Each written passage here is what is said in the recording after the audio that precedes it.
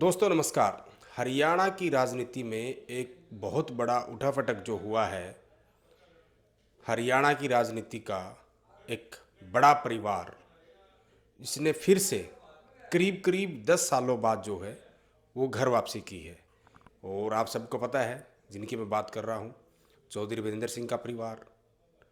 आपको ठीक यह भी याद होगा कि जब देश में और प्रदेश में कांग्रेस की सरकार थी और बीजेपी की सरकार बनने से पहले हरियाणा से जो दो बड़े राजनेता जिनको अहम माना गया सरकार लाने में, उनमें चौधरी वीरेंद्र सिंह और राव इंद्रजीत।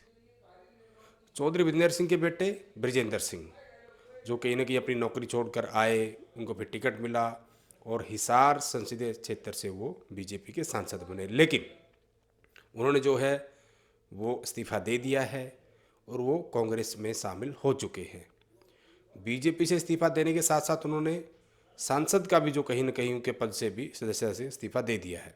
और क्या कुछ इसके मायने रहेंगे, आगे की राजनीति कैसी रहेगी, कांग्रेस का उनका सफ़र कैसा रहेगा, और जो बाकी कहीं ना कहीं हम, क्योंकि बिल्कुल चुनाव सिर पर है, तो क्या कुछ समीकरण आगे के बनेंगे या फिर बनते नजर आ रहे हैं, इन तमाम विषयों पर मेरे साथ वरिष्ठ पत्रकार हैं मनोज हिसारी जी। बड़ा जाना पहचाना नाम है और करीब 2.5-3 दशक से ज़्यादा का इनका अनुभव रहा है, तो इनसे बातचीत करेंगे। सर पहले तो बहुत बहुत स्वागत है आपका। नमस्कार नयन साहब। हरियाणा न केवल हरियाणा अपितु पूरे देश का एक प्रसिद्ध चैनल, पॉपुलर चैनल बिंदास हरियाणा का मैं आभार व्यक्त करता हूं कि आप मुझसे बातचीत कर रहे हैं। जी सर, जो आज जो राजनीतिक उठापटक हुआ है और ब्रिजेंद्र सिंह ने जैसे बीजेपी छोड़कर और वो कांग्रेस में गए हैं, वो वजह उन्होंने बताई, जिस तरह की बातें उन्होंने कही, तो इस पूरे सियासी उठापटक को आप कैसे देखते हैं? नयन साहब, एक बात सीधी सादी है, जब इलेक्शन आता है न केवल राजनीतिक दलों में अपितु जो बड़े परिवार हैं, जो बड़े घराने हैं और जो बड़े नेता हैं, उनका एक मन ऑटोमेटिक स्वाभाविक तौर पर बदल जाता है, क्योंकि राजनीति से उनका जुड़ाव होता है। हम जितने भी नाम लेंगे आप भी जानते हैं सभी को, न केवल हरियाणा, पूरे देश, अन्य प्रदेशों के भी जो बड़े लोग हैं, जो बड़े नेता हैं, वो उनका एक स्वाभाविक है कि हमें सत्ता में रहना है और सत्ता के लिए ही उनका जो एक स्वाभाविक समीकरण बदलता है। भले ही वो कोई पार्टी है, राष्ट्रीय स्तर की है, राज्य स्तर की है, या उनकी अपना खुद का क्षेत्रीय दल है, एक स्वाभाविक तौर पे ये व्यवस्था बना लेते हैं कि हमें फलां पार्टी में रहकर या फलां दल में रहकर अपनी राजनीतिक कुर्सी को बनाए रखना है और आगे अपनी लड़ाई लोगों के बीच में लड़नी है। तो सर इनकी आप कैसे देखते हैं, क्योंकि कहीं ना कहीं इस तरह के कयास थे कि जिस तरीके से बीजेपी जो मंथन करती है टिकटें बांटने के लिए, हालांकि सभी पार्टियां करती हैं, कहीं ना कहीं पैनल बनते हैं, नाम कौन सा जीताऊ कैंडिडेट हो सकता है, जातीय समीकरण देखे जाते हैं। तो इस तरह का भी एक था कि इनकी जो सीटिंग, जो इनके एमपी थे ब्रजेंद्र सिंह, उनकी टिकट कहीं ना कहीं इस बार कटने जा रही है, इस तरह का अंदेशा था। लेकिन उससे बड़ा कारण, क्योंकि इस वक्त जो प्रदेश में गठबंधन की सरकार चल रही है और कहीं ना कहीं उसमें जेजेपी का सहयोग भी है और निर्दलीय विधायकों का सहयोग भी है, और चौधरी वीरेंद्र सिंह बहुत बार बार इस बात को कह चुके थे कि अगर इनका समझौता यानी कि बीजेपी का समझौता जारी रहता है तो वो बीजेपी छोड़ देंगे, और आज उन्होंने कहीं ना कहीं यानी कि बीजेपी को त्याग के वो कांग्रेस में चले गए। दो बातें नैन साहब इसके अंदर हैं। एक तो गठबंधन की जो बात वीरेंद्र सिंह कह रहे हैं चौधरी साहब कि बीजेपी छोड़ देंगे, और दूसरी बात मैं आपको कहूँ जो काफ़ी टाइम से चल रही है, लगभग 1-2 साल से, कि नरेंद्र मोदी प्रधानमंत्री जी हैं या भाजपा का जो हाईकमान है वो चुनाव के अंदर बदलाव करता है। और चौधरी विजेंद्र सिंह, जैसे आपने कहा कि बड़े सुलझे हुए अधिकारी रहे हैं, इसमें कोई शक नहीं है, लेकिन हिसार सहित 3 या 4 सीटों के ऊपर बदलाव होना तय था, ये पहले से ही कन्फर्म था। और उसमें हिसार सीट का भी नाम पिछले 1 साल से लगभग चल रहा था कि यहाँ से भी बदलाव किया जाएगा। उस व्यवस्था को देखते हुए जेजेपी के साथ गठबंधन, वो भी बड़ा चर्चा में रहा कि टूटेगा टूटेगा 1 साल से, लेकिन टूटा इसलिए नहीं क्योंकि उनका हाईकमान से ऊपर से समझौता था। तो ये तो तय था कि गठबंधन रहेगा और मोदी साहब ने बदलाव करना है। ये सारी नहीं, अभी 3-4 सीटों पे और भी बदलाव होने वाला है। बदलाव का मतलब जो उम्मीदवार बदले जाएंगे, तो ये पहले से पता होता है। अगर मुझे कोई बात होगी, तो अगर मेरे साथ कोई कहेगा कि यार ये होने वाला, तो मुझे पता चल जाएगा कि मेरे साथ ये होगा। तो अंदेशा था इस बात का कि ये बदलाव होगा। चूँकि बड़े लोग हैं, चौधरी वीरेंद्र सिंह का आज का नाम नहीं है, उन्होंने 5 दशक से हरियाणा में राजनीति की है और उनका परिवार ही राजनीतिक है, तो ये पहले से तय बना हुआ था। लेकिन अब दूसरा दल भी है हमारे हरियाणा में, हम कांग्रेस की बात करें तो कांग्रेस भी एक चाहती थी कि हमारे अंदर भी इस बार बदलाव हो, तो उस बदलाव के तहत भारतीय जनता पार्टी को बदलाव करना था, कांग्रेस भी बदलाव चाहती थी, तो ये एक उसका भाग है। और जेजेपी भाजपा का जो गठबंधन की बात है वो अभी बरकरार है, उसका फैसला भी 3-4 दिन में होगा, कैसे करें क्या नहीं, वो हाईकमान दोनों के जो बड़े नेता हैं वो बैठेंगे दिल्ली में, और तब तय होगा कि ये गठबंधन चलेगा रहेगा, वो एक अलग बात है।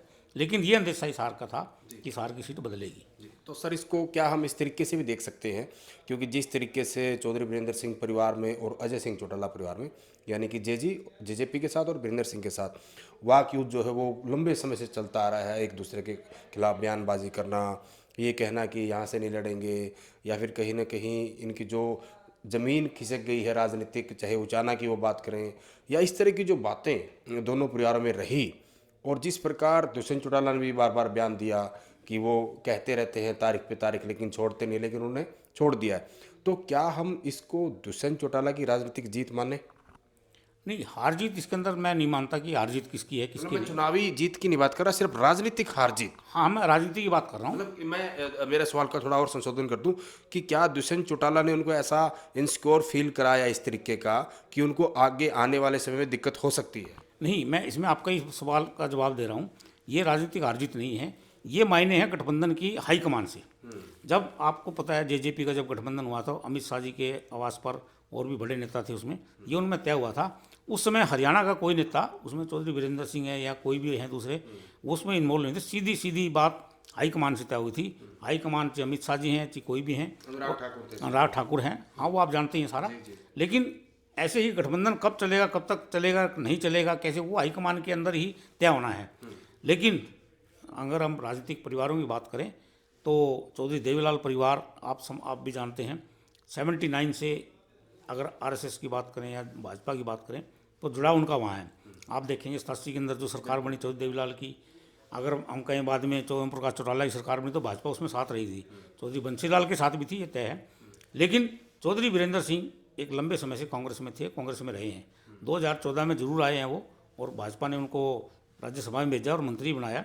लेकिन उनका जो एक हम ये कह सकते हैं ग्राउंड, या जो हम भूमि से जुड़े कहते हैं, कांग्रेस से उनका ग्राउंड रहा है। तो आज भी अगर हम समाचार देखें, आज टीवी पे आप देखोगे दिन का ये चला हुआ है कि घर वापसी हुई है। तो घर वापसी का मतलब कि वो कांग्रेस में थे और कांग्रेस में वो चले गए हैं। जब ये सभी चैनलों ने आज ये चलाया हुआ है कि घर वापसी हुई है, बड़े कांग्रेस के नेता भी इस बात को कह रहे हैं कि घर वापसी हुई है। लेकिन चौधरी देवीलाल परिवार की अगर हम बात करें या जेजेपी की बात करें तो उनका कांग्रेस से कोई जुड़ाव नहीं है। तो इसमें एक तय था कि गठबंधन किसके साथ रहेगा नहीं रहेगा वो हाईकमान ने तय करना था। चौधरी वीरेंद्र सिंह को लग रहा था कि भी हमें अपने राजनीतिक ग्राउंड में रहना है, और हर बड़ा राजनीतिक परिवार चाहता है कि हमें ग्राउंड में रहना ही है। कैसे रहेंगे, किस तरह रहेंगे, वो उन्होंने आपका फैसला था और उन्होंने अपना फैसला कर लिया। क्योंकि भाजपा, मैंने आपको बताया कि भाजपा का समीकरण बिल्कुल तय था कि इस बार सीटों में बदलाव होगा। और पिछले आप चुनाव देखें, मध्य प्रदेश, राजस्थान या और जगह देखें, तो उन्होंने सब सीटों को बदलाव किया, बड़े बड़े स्तर पर किया। विधानसभा में लोकसभा वाले लेके आए हैं, लोकसभा वाले विधानसभा में लेकर गए हैं, या हरियाणा में भी होगा अब, और 2-3-4 सीटों पर भी होने जा रहा है। और कई जगह नए कैंडिडेट भी आएंगे और कुछ सीटों के उम्मीदवारों को 1-2 सीटों पर भी बदला जाएगा। ठीक है, तो सर ये बात थी बीजेपी की। अब मैं कांग्रेस की बात करना चाहूँगा। जिस प्रकार लगातार कहीं ना कहीं टिकटों का मंथन, क्योंकि मैंने शुरू में कहा कि सभी पार्टियां कर रही है, चाहे वो आम आदमी हो, हालांकि उनका तो अलायंस हो गया, उन्होंने कैंडिडेट अपना डिक्लेयर कर भी दिया कुरुक्षेत्र लोकसभा से, सुशील गुप्ता। चाहे मैं इनेलो की बात करूँ, चाहे मैं बसपा की बात करूँ, जेजेपी की बात करूँ, या कांग्रेस की या बीजेपी, सब पार्टियां कहीं के मंथन में लगी है। लेकिन इसमें सवाल ये है कि इस तरीके की बातें भी थी कि बड़े कांग्रेस के नेता जो हैं वो लोकसभा का चुनाव नहीं लड़ना चाह रहे, जबकि बीजेपी, जैसा आपने खुद कहा, नरेंद्र मोदी या फिर बीजेपी का शीर्ष नेतृत्व, वो तमाम अन्य राज्यों में भी उन नेताओं को टिकट दे रहा, चाहे वो पूर्व में मुख्यमंत्री रहे भूपेश बघेल, उसका एक उदाहरण। ऐसे बहुत सारे नेता है, यानी कि जिताऊ कैंडिडेट को वो उम्मीदवार बना के उतार रहे हैं। और यही अंदेशा कांग्रेस का है कि वो भी ऐसा करेंगे। लेकिन आपने भी सुना होगा, कैप्टन अजय यादव का पीछे बयान आया, वो साफ तौर पर मना कर चुके हैं कि मैं इस बार लोकसभा चुनाव नहीं लड़ूंगा। हम कुमारी शैलजा की बात करें, क्योंकि उनका भी गृह क्षेत्र हिसार का उकलाना के प्रभु वाला उनका पैतृक गांव है, हालांकि वो सिरसा और अम्बाला से सांसद रही है, वो भी कह चुकी कि मेरी इच्छा जो है वो विधानसभा चुनाव लड़ने की है। अगर शीर्ष नेतृत्व कुछ कहता तो बात अलग है। तो यानी कि हम 2-3 सीटों को छोड़ के कांग्रेस के जो उम्मीदवार हैं, कहीं ना कहीं उनकी बड़ी कमी इस तरह की खल रही थी कि ऐसे कोई चेहरे नज़र नहीं आ रहे थे जिताऊ। ब्रजेंद्र सिंह के कांग्रेस में आने से या फिर ऐसी कोई संभावना बनेगी कि और भी नेता आएंगे, और किस तरह की ऑक्सीजन जो है वो ब्रजेंद्र सिंह कांग्रेस के लिए साबित होंगे? देखो, एक सवाल आपने इसमें बात जो आपने रखी है, विधानसभा चुनाव की बात। आप जानते हैं कि मई के बाद अगर जब चुनाव आए, परिणाम आएगा मई में, और उसके बाद तुरंत 3 या 4 महीने के बाद हमारा जो गैप बचेगा विधानसभा चुनाव का। अब हर आदमी एक इच्छुक होता है, जो बड़े नेता हैं वो मुख्यमंत्री पद के दावेदार हैं। कांग्रेस के अंदर की मैं बात कर रहा हूँ आपसे, जो कुमारी शैलजा की आपने बात करी, और किरण चौधरी भी इसमें हैं, या रणदीप सुरजेवाला हैं, या चौधरी भूपेंद्र सिंह हुड्डा 2 बार सीएम रह चुके हैं, ये सीनियर नेता हैं।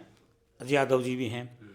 ठीक है, सीएम बनाना ना बनना वो हाईकमान की बात है, लेकिन हर आदमी ये कोशिश कर रहा है कि पिछले जो आगे जो 4 महीने का जो गैप है उसको हम इसको साथ जोड़ के चलें। उन्होंने विधानसभा चुनाव को लोकसभा चुनाव के साथ ही जोड़ दिया है कि जैसे ही परिणाम आएंगे, हार जीत किसकी क्या होगी वो एक अलग मुद्दा है, वो तो जनता तय करेगी, उसमें हम लोग तय नहीं कर सकते। लेकिन उन्होंने विधानसभा चुनाव को इसलिए साथ जोड़ दिया है कि हमें सीएम का दावेदार रहना है, इसलिए वो लोकसभा चुनाव से कह रहे हैं कि हमें लोकसभा चुनाव नहीं लड़ना है। जैसे आपने कहा, शैलजा जी भी ये बात कर रहे हैं, हुड्डा साहब भी कह रहे हैं, और संभावना कुछ ऐसा लग भी रहा है कि बड़े नेता शायद विधानसभा के अंदर ही तैयारी करेंगे। हाईकमान का अगर दबाव हुआ तो वो भले ही आ जाए, लेकिन ये तय है कि उन्होंने विधानसभा में आगे जाना है। और रही बात आपकी कि विजेंद्र सिंह जी की कांग्रेस में आने से क्या समीकरण बदलेंगे, एक पिछले अगर हम बात करें लंबे समय से यहाँ चौधरी भजनलाल परिवार, चौधरी वीरेंद्र सिंह भी सार लोकसभा से कांग्रेस से रह चुके हैं, और जयप्रकाश ने भी यहाँ 3-4 बार चुनाव अलग अलग पार्टियों से, विकास पार्टी से भी लड़ा है, कांग्रेस से भी उन्होंने लड़ा है चुनाव। और हम बात करें पुरानी 91 की बात करें तो लोकदल से भी वो सांसद रह चुके हैं, जनता दल से। तो जयप्रकाश भी बड़े कद के नेता हैं, लेकिन अब चूँकि समय बदला है, उनका जो जींद क्षेत्र, जींद जिला था, कलायत जिसको हम कहें, या कुछ और जो क्षेत्र थे वो सोनीपत जिले में चले गए हैं, तो उनका कुछ गृह क्षेत्र भी उनका वहाँ चला गया है। तो अब ये समीकरण जो बदल रहा है, उस समीकरण को देखते हुए अब कांग्रेस को भी लगा कि कोई नया चेहरा उनको लाना चाहिए, क्योंकि विजेंद्र सिंह बड़े सुलझे हुए अधिकारी हैं, आईएएस सब रह चुके हैं बड़े पदों पर, और चौधरी वीरेंद्र सिंह के बड़े बड़े कद के नेता हैं, बहुत सुलझे हुए नेता हैं, खुद भी हिसार से उनको पता है, इस चीज़ का अनुभव है कि हिसार का जो क्षेत्र है वो किस तरह से बटा हुआ है और कैसे वो काम करेंगे। वोटरों से उनका जुड़ाव है, और उनका गृह क्षेत्र उचाना भी हिसार लोकसभा क्षेत्र के अंदर आता है। तो एक बड़ा सोच समझ के कांग्रेस हाईकमान का भी फैसला, कांग्रेस के कुछ नेताओं का भी फैसला, हरियाणा के कौन नेता क्या है वो इस बात पे हम नहीं जाएंगे, लेकिन जहाँ भी कांग्रेस हाईकमान से जो बातचीत हुई है, और आगे जो आने वाला समय है, क्योंकि मैंने अभी कहा कि विधानसभा चुनाव भी आ रहा है, तो अचानक विधानसभा चुनाव भी उनको इस परिवार को देखना है, तो उसका सारे समीकरण को बना के चौधरी वीरेंद्र सिंह को जो लेके आए हैं, वो कांग्रेस की एक रणनीति है, और चौधरी वीरेंद्र सिंह परिवार की भी एक रणनीति है कि हमें दोनों ही चुनाव में कहीं ना कहीं फ़ायदा ये मिलेगा कि हम अगर आज भाजपा के सिटिंग एमपी वो हैं तो उसका हमें फ़ायदा मिले। ये उनका सोचना है कि हमें इस चीज़ का फ़ायदा मिले। और उचाना जो क्षेत्र है उनका गृह क्षेत्र है, भले ही वहाँ से अभी विधायक नहीं है वो, लेकिन उनका है कि हमें उचाना और हिसार लोकसभा क्षेत्र में दोनों जगह बेनिफिट मिलेगा। यानी कि आपका सीधा सीधा ये कहना है कि कांग्रेस के जो उम्मीदवार होंगे वो यहाँ से ब्रजेंद्र सिंह ही होंगे, हिसार संसदीय क्षेत्र से। आज जो समीकरण बनाया, आज जो शामिल हुए हैं, उसकी संभावना तो यही लग रही है कि लगभग हिसार का मैं समझता हूँ कि उम्मीदवार घोषित हो ही जाएगा। भले ही और भी दावेदार हैं, लेकिन उसकी आज की जो संभावना देखते हुए आज जो उन्होंने शामिल किया है, और जो टीवी चैनलों पे, अखबारों, मीडिया में आज पूरे दिन से जो चला हुआ है, तो उसके हिसाब से लगता है कि कांग्रेस के शायद भावी उम्मीदवार। क्योंकि इसमें मैं एक बात और जोड़ूंगा, सोनीपत का जिक्र भी चल रहा है कि क्योंकि अगर मैं जींद जिले में जैसे 5 कुल विधानसभाएं हैं, जिसमें से एक अपने हिसार में है, और नरवाड़ा की बात करूँ सिरसा में चलेगी, और जो बाकी 3 बच गई, जींद, स्फीदो और जुलाना, वो सोनीपत के अंतर्गत आती है। और जिस प्रकार डिप्टी सीएम दुष्यंत चौटाला ने बयान दिया कि ठीक है वो चले गए हैं, बहुत दिनों से कह रहे थे, अब ये देखना होगा कि वो हिसार रहेंगे या हिसार से कहीं और भागेंगे या सोनीपत जाएंगे। यानी कि तंज भी उन्होंने इस तरह का कसा है कि हिसार डटे रहेंगे घर में या फिर यहाँ से भागेंगे। राजनीतिक परिपाटी है सर, कि आप जैसे जानते हो किसी भी पॉलिटिकल पार्टी का, लेकिन राजनीति में एक ये भी कहावत कही गई है कि भी किसी की कोई दुश्मनी नहीं है। कौन किसके साथ कब आ जाए ये तय नहीं होता। ये किसी भी पार्टी की बात है, राष्ट्रीय स्तर की पार्टी है, क्षेत्रीय स्तर की। कुछ नेता क्षेत्रीय स्तर की पार्टी में जा सकते हैं। अब जैसे बहुत बड़े बड़े नेता भी, कोई आप पार्टी में गया, कोई कांग्रेस में चला जाएगा। अभी जैसे भाजपा की टिकट घोषित होगी, भाजपा भी कुछ नए चेहरे लेके आएगी, और फिर यहाँ लोगों को लिया जाएगा। कांग्रेस कुछ भाजपा के ले जाएगी, भाजपा कुछ कांग्रेस के ले जाएगी। तो मुझे लगता है कि संभावना हिसार की ही मान सकते हैं, क्योंकि उनका उचाना जो गृह क्षेत्र है और उचाना विधानसभा है वो भी हिसार में है। सोनीपत, बाकी जो मैंने कहा वीरेंद्र सिंह जी बड़े नेता हैं, ये हाईकमान जो तय करेगी कि सोनीपत में ले जाना है, लेकिन मुझे लगता है कि इस हार से उनकी संभावना लगभग तय है। उचाना विधानसभा क्षेत्र भी इस हार में आता है। यानी कि समीकरण उनके हिसार सबसे बेस्ट बैठ रहे हैं आपके हिसाब से। वहीं सर क्योंकि एक सवाल ये भी बनता है कि सिटिंग एमपी वो बीजेपी से थे, तो जाहिर सी बात है, जैसा आपने कहा चेहरे तो बदलने तय थे कि और भी सीटों पे बीजेपी चेहरे बदलेगी। ऐसे में बीजेपी ने जैसे 4-5 पैनलों में जब नाम भेजा, हालांकि वो नाम इनका भी था, अब तो आउट हो गया, कौन इनकी टक्कर में, या फिर यूं कहें बीजेपी का मजबूत उम्मीदवार कौन हो सकता है, संभावित उम्मीदवार हिसार के हिसाब से? नहीं, नेता तो देखिए आप ये समझो नेता कोई कमज़ोर नहीं होता। जो राष्ट्रीय स्तर की पार्टियां हैं, क्षेत्रीय जो भी पार्टियां हैं, जहां जिस सरकार में जो मंत्री हैं, विधायक हैं, सांसद हैं, वो मजबूती होती हैं। जनता के प्रतिनिधि हैं, जनता उनको चुन के भेजती है, तो कमज़ोर तो कोई भी नहीं होता। एक संभावना हो जाती है रणनीति के तहत, किस नेता को किस रणनीति के तहत उतारा जाए। वहाँ चीज़ जातीय समीकरण भी आप लगा सकते हैं, और जो नेतृत्व है, जो क्षेत्र का, स्टेट का जो नेतृत्व और सेंटर का नेतृत्व, वो भी एक तय करता है कि किस नेता को ज़्यादा सपोर्ट होगा या किसको ज़्यादा पब्लिक चाहती है। ये भी एक सर्वे कराया जाता है, भले ही कांग्रेस हो, चाहे भाजपा हो या और भी पार्टियां हो। एक सर्वे जो होता है वो इसलिए होता है कि ये कितना लोकप्रिय है, किस तरह का है। तो जो अगर आप भाजपा की बात करें तो बहुत से नाम अभी चल रहे हैं। कैप्टन साहब का चल रहा है, रणवीर गंगवा जी का नाम चल रहा है, कुलदीप बिश्नोई का चल रहा है, और भी नए नाम एक दो और आ सकते हैं। समीकरण जो बदलाव में है वो सभी बड़े नेता हैं, बड़े कद के नेता हैं। लेकिन जैसे मैंने कहा कि सर्वे की जो रिपोर्ट देखी जाएगी, जातीय समीकरण देखा जाएगा, और भाजपा की जो बदलाव की रणनीति है उसके तहत भी देखा जाएगा। तो जो भी आएगा पार्टी उस चेहरे को उतारेगी जो एक बड़े कद का नेता और कदावर नेता, और जो जो उसकी अपोजिशन पार्टी उसका मुकाबला कर सके। जी बिल्कुल, शुक्रिया सर बातचीत करने के लिए। तो ये थे वरिष्ठ पत्रकार मनोज हिसारी जी, जिन्होंने पूरा का पूरा विश्लेषण कि जो इतना बड़ा उठापटक हुआ है हरियाणा की राजनीति में, जो कहीं ना कहीं अपने आप में एक बड़ी खबर है। और चाहे हम बीजेपी जेजेपी की बात करें या फिर कांग्रेस के हिसाब से देखें कि जो समीकरण, जो बदलाव फेरबदल होना है, तो क्या क्या संभावनाएं बन सकती है। और जैसा मनोज जी ने बताया कि कहीं ना कहीं हिसार लोकसभा से कांग्रेस जो है वो उनको अपना उम्मीदवार बनाकर विजेंद्र सिंह को उतार सकती है।